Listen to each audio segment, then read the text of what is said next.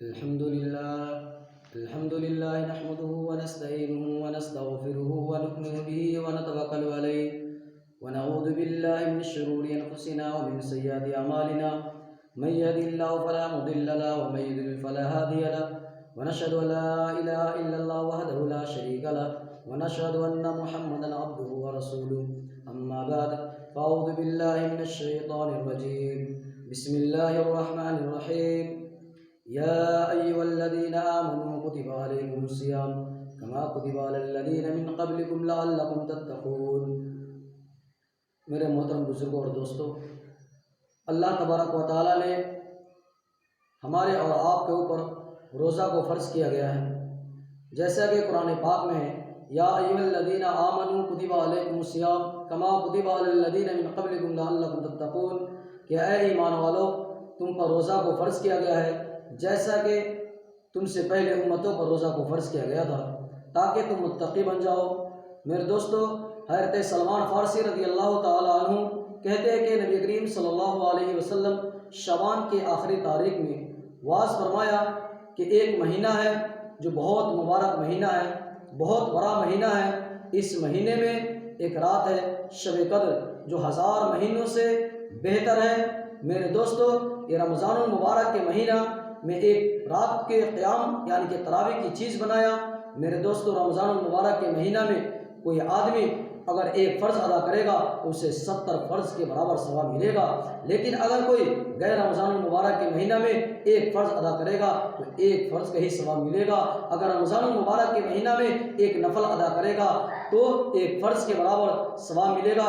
اس لیے میرے دوستو، نبی کریم صلی اللہ علیہ وسلم کا ارشاد ہے کہ اگر رمضان المبارک کے مہینہ میں ہو سکے تو جتنا تمہیں افطار کرانا ہے کراؤ۔ صحابہ اکرام رضی اللہ تعالیٰ عنہ نے کہا کہ اللہ کے رسول صلی اللہ علیہ وسلم، ہم میں تو ہر آدمی اتنا طاقت نہیں رکھتا ہے کہ پیٹ بھر کر کھانا کھلائے۔ تو نبی کریم صلی اللہ علیہ وسلم نے فرمایا پیٹ بھر کر کھلانے پر موقوف نہیں ہے، بلکہ تم سے جتنا ہو سکے تھوڑا سا کھجور ہی کھلا دو یا لسی پلا دو یا پانی ہی پلا دو، لیکن اگر تم پلاؤ گے تو روزہ دار کے ثواب میں سے کچھ بھی کم نہیں کیا جائے گا، بلکہ اس کو ایک الگ سے ہی ثواب دیا جائے گا۔ میرے دوستو، رمضان المبارک کے مہینہ میں 3 اشرہ یعنی کہ پہلے اشرہ رحمت کی ہے، دوسرا اشرہ مغفرت کی ہے اور تیسرا اشرہ آزادی کی ہے۔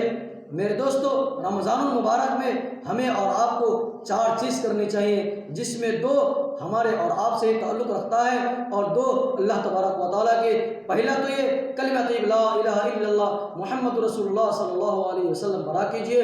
دوسرا استغفار، جتنا زیادہ ہو سکے استغفار کیے۔ اور دوسرا 2 چیزیں، پہلے یہ کہ جنت طلب کرو اور جہنم سے پناہ مانگو۔ میرے دوستو، یہ رمضان المبارک کے مہینہ ہم مسلمانوں پر فرض ہے۔ اسی طریقے سے حضرت آدم علیہ نبی علیہ السلام نے بھی روزہ رکھے، مہینے کا 3 روزہ رکھتے تھے۔ اسی طریقے سے حضرت نوح علیہ السلام عاشورہ کا روزہ رکھتے تھے۔ اسی طریقے سے حضرت داؤد علیہ السلام ایک دن روزہ رکھتے، دوسرے دن افطار کرتے، یعنی کہ ایسا ہوا کہ وہ 6 مہینہ تک روزہ رکھتے اور 6 مہینہ افطار کیا کرتے تھے۔ اسی طریقے سے حضرت موسیٰ علیہ السلام کے بارے میں آتا ہے کہ 40 دن تک روزہ رکھتے تھے۔ حضرت عیسیٰ علیہ السلام کے بارے میں آتا ہے کہ 2 ماہ تک روزہ رکھتے تھے، اور ہمارے نبی محمد رسول اللہ صلی اللہ علیہ وسلم پہ پورے رمضان المبارک کے مہینے کے روزے کو فرض کیا گیا۔ اس سے یہ بات معلوم ہوا کہ حضرت آدم علیہ نبی علیہ السلام سے لے کر آج تک جتنے بھی انبیاء علیہ السلام اس دنیا میں آئے، ہر نبی پر روزہ کو فرض کیا گیا تھا۔ جتنے بھی نبی آئے وہ تمام پہ فرض کیا گیا۔ حضرت آدم علیہ السلام کی جب کہا گیا کہ تم اس درخت کے پھل نہیں کھانا، اس کے بعد بھی حضرت آدم علیہ السلام نہ چاہنے کے باوجود بھی اس درخت کے پھل کو کھا لیے، تو حضرت آدم علیہ السلام کو جنت سے اس دنیا میں اتار دیا گیا۔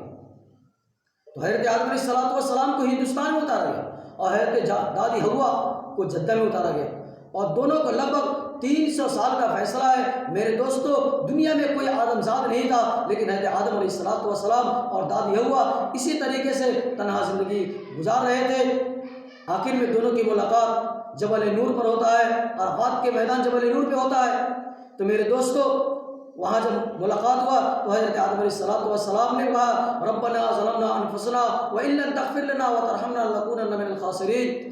اس کے بعد حضرت آدم علیہ السلام کو کسی چیز میں نظر پڑا تو دیکھتے ہیں کہ جنت کے حسن، جنت کی جوانی وہ تمام کے تمام ختم ہیں۔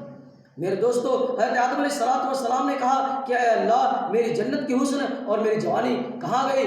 پھر غیبی آواز آئی کہ تم روزے رکھو۔ تو حضرت آدم علیہ السلام نے ہر ماہ کے 3 روزہ رکھتے تھے، 13ویں تاریخ کو، 14ویں تاریخ کو اور 15ویں تاریخ کو۔ 13 تاریخ کو جیسے حضرت آدم علیہ السلام روزہ رکھے تو ان کی جو حسن تھی اس میں اضافہ ہوا۔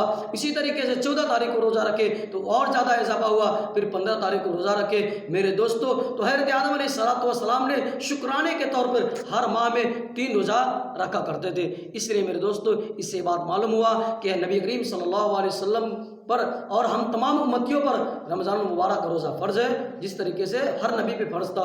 اس لیے میرے دوستو، ہم تمام مسلمان کو روزہ کی پابندی کرنی چاہیے۔ کہنے سننے زیادہ آپ لوگ عمل کرنے کی توفیق عطا فرمائے۔ وما علینا الا البلاغ۔